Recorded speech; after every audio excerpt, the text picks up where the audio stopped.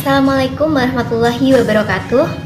Kami dari kelas H5C akan melakukan review materi pada materi-materi yang telah kami dapat dari pertemuan mata kuliah Sosiologi Hukum. Saya Fadilah Nida Febi, NIM 192111101, akan menyampaikan materi dari bab 1 sampai dengan bab 4. Saya Anissa Ramadina Pritama, NIM 1921102, kelas H5C. Di sini saya akan menyampaikan review materi dari bab 5 sampai dengan bab 9. Perkenalkan, nama saya Dita Ismini, NIM 192111105. Saya akan mereview materi mata kuliah Sosiologi Hukum pada bab 10 sampai bab 14.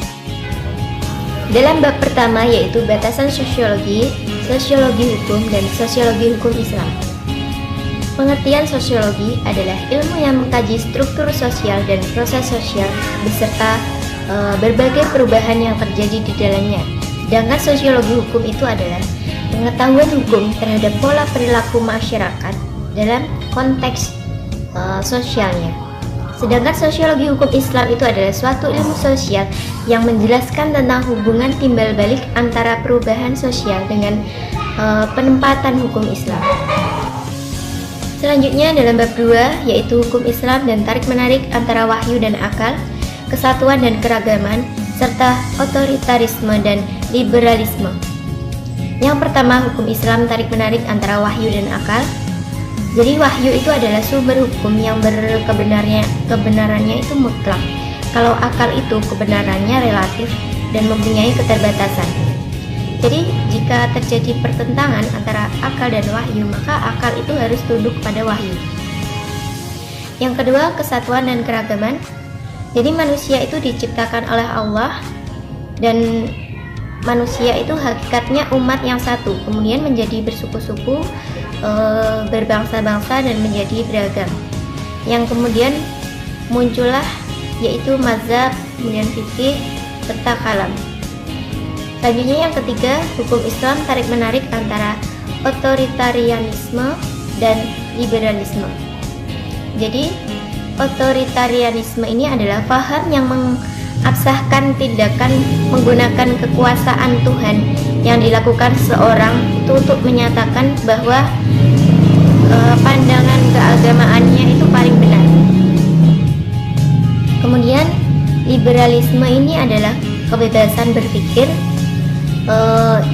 kebebasan untuk berpikir seorang individu untuk melakukan sesuatu. Pada bab 3 yaitu hukum Islam dalam tarik-menarik antara idealisme dan realisme, kemudian hukum dan moral, serta stabilitas dan perubahan. Saya lanjut ke bab 4 yaitu hukum Islam pada masa Nabi Muhammad SAW. Hukum Islam pada zaman Nabi terdapat dua periode yaitu fase Rasulullah di Mekah dan fase Rasulullah di Madinah.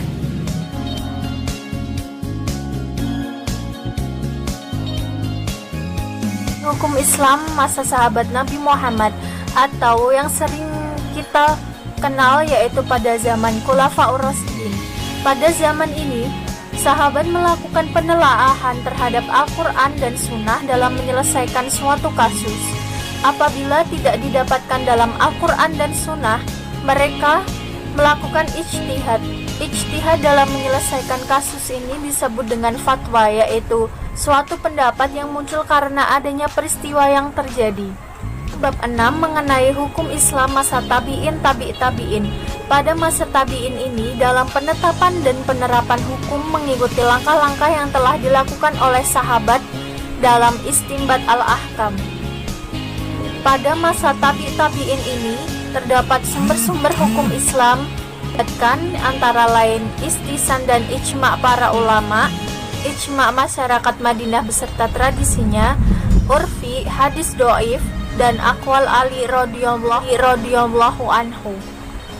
Kemudian bab 7 membahas mengenai hukum Islam masa Imam Mazhab. Bab 8 membahas mengenai hukum Islam masa taklid. Ciri umum pada masa ini pemikiran hukum dalam periode ini adalah para ahli tidak lagi memusatkan usahanya untuk memahami prinsip-prinsip atau ayat-ayat hukum yang terdapat dalam Al-Quran dan Sunnah Nabi Muhammad. Secara umum, sebab-sebab munculnya taklid itu adalah: pertama, sikap fanatisme berlebih pada mazhab tertentu; kedua, terbelenggunya kebebasan berpikir; ketiga, stabilitas politik pemerintahan yang merosot. Kemudian yang terakhir, bab 9 membahas mengenai hukum Islam masa modern. Pada masa ini, modernisasi dianggap telah menciptakan rasionalisasi ini dapat mendorong umat Islam untuk bisa bersikap kritis dan meninggalkan taklid yang dikecam dalam Islam. Selain itu, pokok-pokok pemikiran tokoh pembaharuan dalam Islam ini membawa hikmah bagi kemajuan Islam, yaitu dapat menjaga nilai-nilai ketauhidan dan akidah Islamiyah, kemudian menjaga persatuan dan kesatuan, meningkatkan kesadaran akan pentingnya ilmu pengetahuan, meningkatkan penguasaan ilmu teknologi, dan yang terakhir yaitu menjaga kemurnian ajaran Islam. Pertama, pada bab 10, yaitu membahas tentang interaksi antara hukum dan gejala sosial dalam masyarakat. Pada bab ini berisikan pengertian interaksi, ciri interaksi, gejala sosial, fungsi hukum, serta faktor yang mempengaruhi perubahan sosial masyarakat.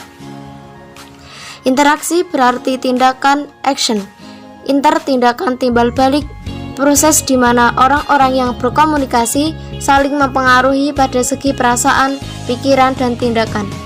Ciri interaksi sosial yaitu imitasi, identifikasi, sugesti, motivasi, simpati, dan empati. Sedangkan gejala sosial adalah suatu peristiwa yang sering terjadi pada lapisan masyarakat, baik masyarakat tradisional maupun masyarakat modern, seperti kemiskinan dan kejahatan. Pada bab 11, yaitu membahas tentang hukum Islam dan perubahan sosial. Pada bab ini berisikan pengertian hukum Islam dan perubahan sosial, karakteristik hukum Islam dan unsur perubahan sosial. Perubahan sosial adalah segala perubahan pada lembaga kemasyarakatan dalam suatu masyarakat yang mempengaruhi sistem sosialnya, termasuk nilai, sikap, dan perilaku di antara kelompok masyarakat. Sedangkan hukum Islam adalah fikih, syariah, dan hukum Islam.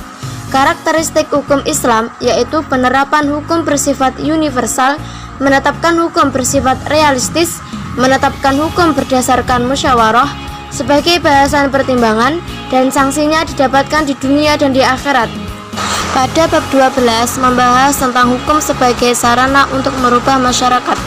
Pada bab ini berisi tentang fungsi-fungsi hukum masyarakat. Hukum sebagai sarana dalam upaya melakukan perubahan sosial yang terdapat adanya hubungan dengan sektor hukum. Hubungan perubahan sosial dan sektor hukum terdapat pada hubungan interaksi dengan sesama manusia, yang keduanya mempunyai pengaruh sangat besar baik perubahan sosial ataupun perubahan hukum.